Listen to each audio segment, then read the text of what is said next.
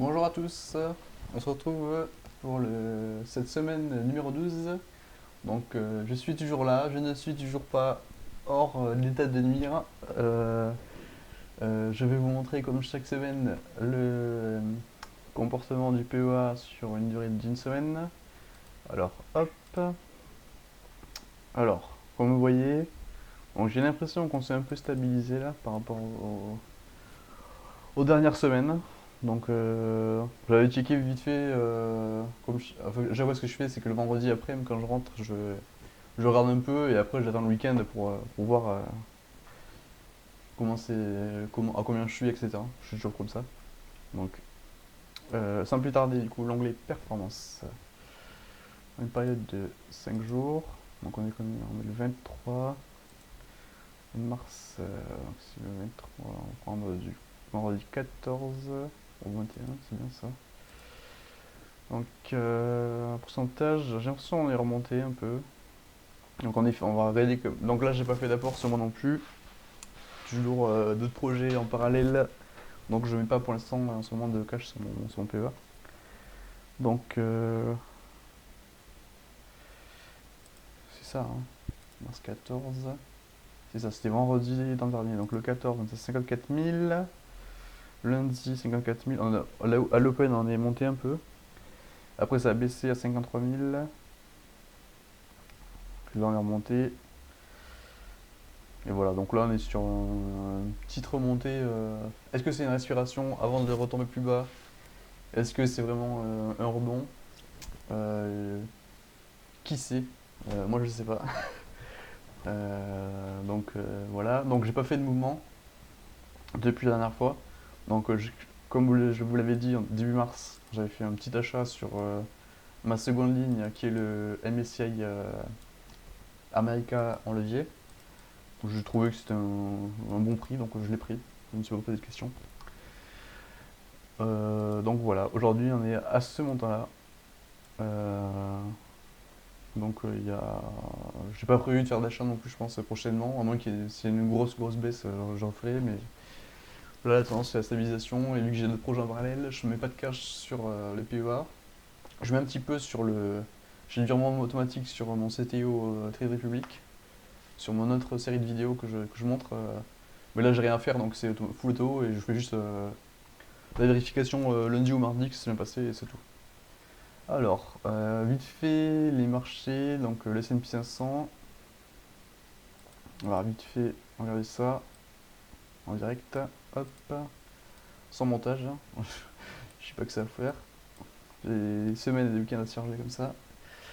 Alors, sur un jour, donc le S&P 500. Bon, ok, sur 5 jours, on est tendance très légère remontée sur la semaine. Ok.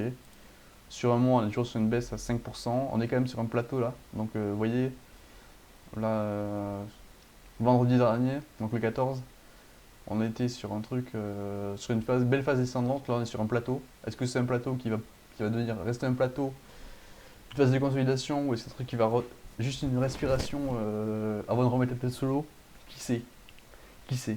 Voilà, personne. Sur 6 mois, on est toujours en négatif de 0,90, moins 0,90%. Bon, year to date, on est en moins 3,42, donc vous voyez, c'est vraiment le mois de mars là qui était vraiment un peu compliqué.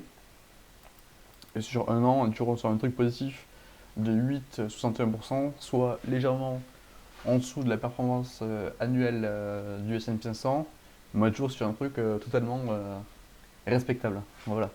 Donc les gourous de l'apocalypse, les Jean-Michel, fin du monde, etc. Merci, passez à votre chemin pour l'instant. Voilà. Sur 5 ans, donc voilà, c'est toujours beaucoup, toujours assez impressionnant. Oui, voilà, donc moi, c'est DCA, DCA, DCA, voilà. Si vous faites pas des stock pick, il n'y a aucune raison que ça s'effondre du jour au lendemain. Le Nasdaq 100, l'indice tech, votre préféré et le mien également. Donc sur un jour, donc là on est sur une remontée un peu plus franche. de 0,4, donc là c'est ok. Sur 5 jours, on est sur une ok, sur une remontée donc à peu près similaire à ce qui s'est passé, donc ça s'est fait vendredi quoi, la remontée. Sur un mois, on est toujours à moins 7%, donc plus on a pris plus cher sur le Nasdaq que sur le S&P 500, bon, c'est normal. Et vous voyez que là on est sur un plateau là, un petit plateau là, qui a atteint son plus bas le jeudi, et là c'est un plateau qui a l'air de consolider très, très légèrement. Donc vous voyez sur 6 mois c'est pareil. On voit soit une petite, voilà, une petite attente là, une petite phase d'attente. Year to date on est à moins 5,82. Sur les S&P 500 on était à combien? Moins 3,42, ouais, donc on est quand même 2% en dessous. Sur un an, on est toujours à 8%, donc un peu moins que le S&P 500. Mais ça reste totalement raisonnable, là. On va pas se mentir. Sur 5 ans, par contre, on est largement au-dessus du S&P 500, d'environ 40%. Donc là, pour moi, il n'y a pas de, y a pas de match, il y a pas de match, tout simplement. Allez, on revient du côté européen. Hop, sur un jour, donc là, on est un peu à la peine. Donc on a vu un début d'année exceptionnel, et là on voit que ça baisse un peu. Bon, c'est pas non plus catastrophique. Sous 5 jours, on est quand même en positif, donc ça c'est ok, c'est vraiment ok. Sur un mois, on est sur une tendance très légèrement baissière. Et sur 6 mois, on est à 7%, donc très largement au-dessus du S&P 500 et du Nasdaq 100. Donc les marchés européens là, ils sont en train de remonter, donc c'est quand même une bonne nouvelle, on va pas se mentir, pour la France en tout cas, et pour les économies européennes. On va dire to date on a 8%, donc là c'est vraiment plutôt bien, honnêtement. Par contre sur un an, vous voyez, là on est repassé dans une phase négative. Est-ce que c'est un petit passage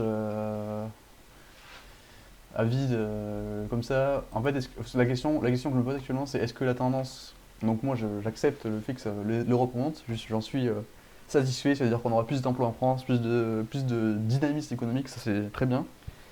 Mais est-ce que c'est pas juste un sursaut des événements actuels qui font que les gouvernements mettent plus de budget dans certains domaines pour que ça aille mieux?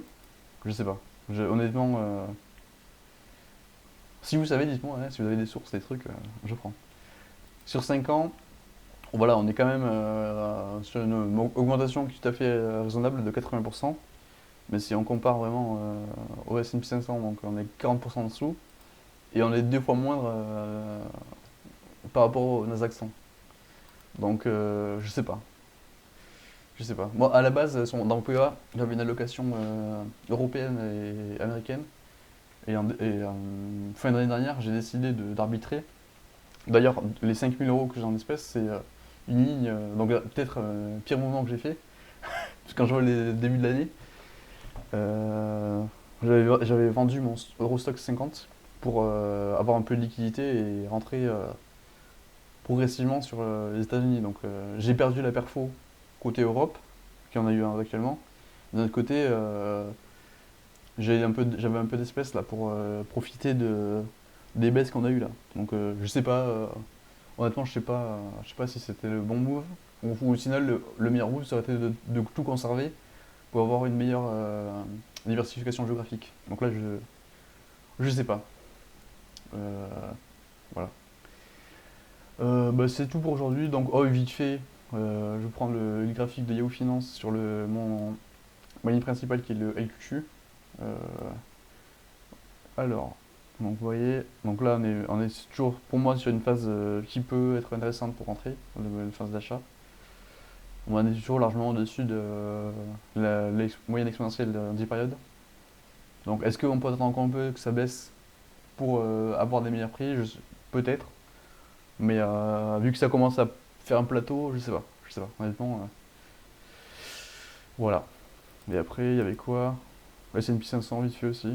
Hop, j'ai toujours pris comme ça. Ouais, voilà, on est sur.